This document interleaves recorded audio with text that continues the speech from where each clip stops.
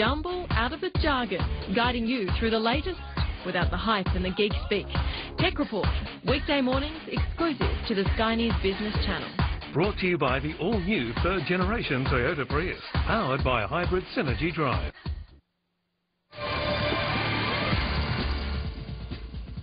Welcome back to Eco Report. Well, my next guest is the great-great-grandson of naturalist Charles Darwin and has inherited his strong connection with the environment.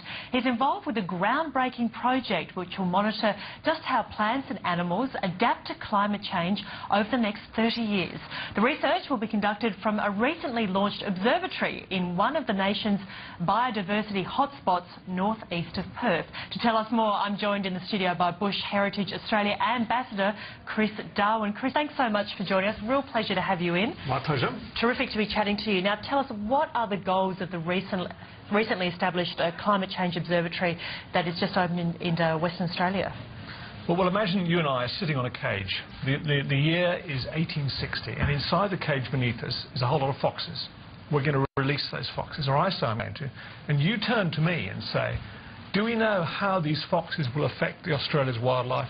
And in fact, Australia's animals as well, the farmed animals.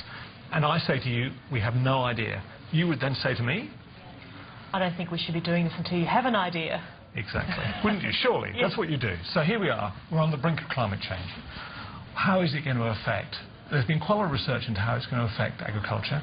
Been virtually no research on how it's going to affect Australia's plants, native plants and animals.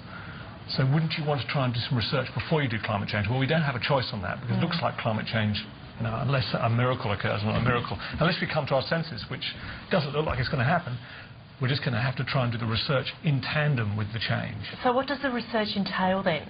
So we're looking at 10 indicators on the reserve. The idea is that we're going to try and work out which animals and plants are going to be negatively affected by climate change, which are going to be positive and which are fine. And that's really hard to know. So you've got 3 species of mulga ant, which one is going to do the best?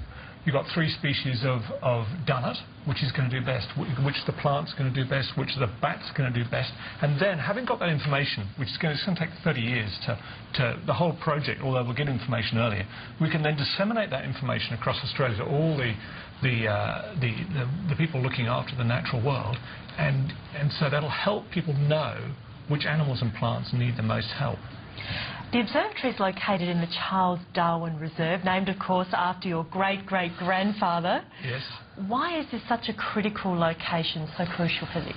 Well, first of all, as you said, it's in the only biodiversity hotspot in Australia, so that's an international biodiversity hotspot. It's also, just by pure good fortune, it's on the line between 2 bioregions. So if you imagine Australia is split up with a whole lot of bioregions, the reserve just happens to be on the line. Therefore, in theory, things will start to move because it's on that line. You might actually see the line moving, and therefore that's a particularly sensitive. So we hope we will start to see changes on the reserve before we start to see changes elsewhere, and that way we can then preempt the changes. Is there a time frame you've got here? 30 years. So I mean, it's incredibly hard to get a 30-year project up, and obviously information will be disseminated all the time. It's been running effectively for 2 years. What kind of a team have you got working there? Well, to be honest, it's not really me. I'm more involved in the reserve actually. But I was really privileged to be able to go across the launch and see what's happening. They're using you couldn't finance this with paid scientists, so they're actually using volunteers. Wow. Which is a really great system actually, because then it'll be relatively cheap, and therefore you can hopefully have this thing running for 30 years. I know we were showing some pictures before, and we will roll some footage again just so we can have a look at some of the incredible scenes that you can see at this particular Charles Darwin Reserve, and perhaps you can run us through also some of the the habitat and the animals that pop up. Sure, let's have a look. Well, that is the mastiff bat, which is it's called a mastiff bat because it looks like a mastiff dog, and that is a really interesting one because they think that it has a minimum temperature when it goes at night. Therefore, if the temperature increases, then the idea is that bat will have to move south. Right. So these are various species of lizards. Again, interesting indicators because that is probably a grey kangaroo, or is it a western red? But doesn't look very happy, that one.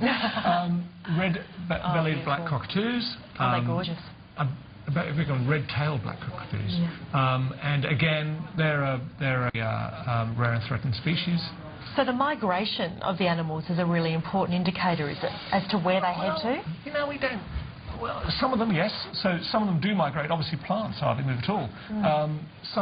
A lot of animals can't move large distances. The birds are the really good migrators, and some of the bigger mammals.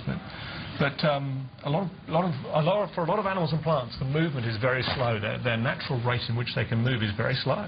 So from what you're saying, is there a real shortage of long-term research into the potential effects of climate change? There's only one other one happening in Australia, and that is up in the wet tropics. So there's really no information at all. The metaphor with the fox is almost exactly right, because tropical rainforest is a very small area of Australia. This is the semi-arid area, which is the bulk of Australia. So really, we are undertaking an unsupervised experiment on a planetary scale, and the scientists are rushing to try and work out how we're going to manage this. Chris, you've put a lot of your own money, something like $300,000, is that right? Yes. Into this project? So no, not this project. To buy it for the reserve. To purchase the area. Yeah, to purchase the land. The area. Yeah. So it can be used for the project. So yeah, it's obviously something that's very dear to you. Oh, thank you. Well, I mean, no, it's the best thing I've ever done in my life.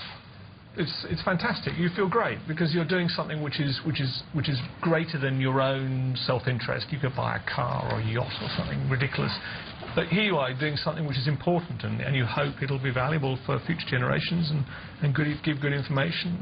What kind of a feeling do you get when you're there? Must be fantastic. Oh, the reserve is superb. Well, I mean, I was born in London, so I had a back garden about as big as this table. Yeah, and you're going, wow, look at all this open space. And suddenly you sit on the top of these granite domes and you can look around in every direction and you just see virtually it's just nature. And that is just is a pretty amazing sight. And we've now got 25 rare and threatened species on the reserve. We've recently done a survey where we found, I can't tell you how many because it's been held back from the media, but we found so many new species that have never been found by science before. My head is still spinning. Okay. So it's an amazing part of the world. Western Australia, the southwest section. I can see a book coming up for this one for sure. Does the project have any government support or any other support as well? A number of people support the Conservation Council of Western Australia, so a number of agencies do support that. And the government were very supportive of us buying the reserve. They gave us quite a lot of money, federal government. So yes, the government are good. Well, in some areas. But they can do different things on the well, I won't even talk about that. Good with a disclaimer, though, as you say. Okay, so looking on down the track, what are your hopes and your aims for how this research is going to be able to help? What kind of messages do you think we can learn from it, and how do you think future governments can respond to what the research discovers? Well, this is such a huge thing, isn't it? We are facing, on planet Earth, the 6th mass extinction period in Earth's history.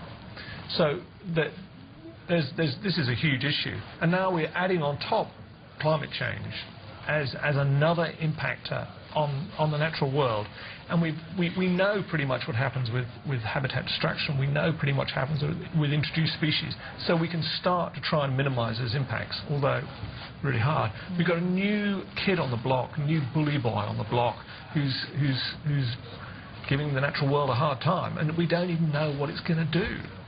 Well, Chris Darwin, thanks so much for coming in. Fantastic project, and all the best to you and your team of volunteers. My pleasure. Thank you. Thank you.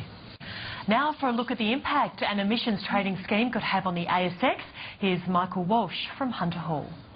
Well, it looks like the passage of the government's carbon pollution reduction scheme legislation is getting closer with the negotiations between the government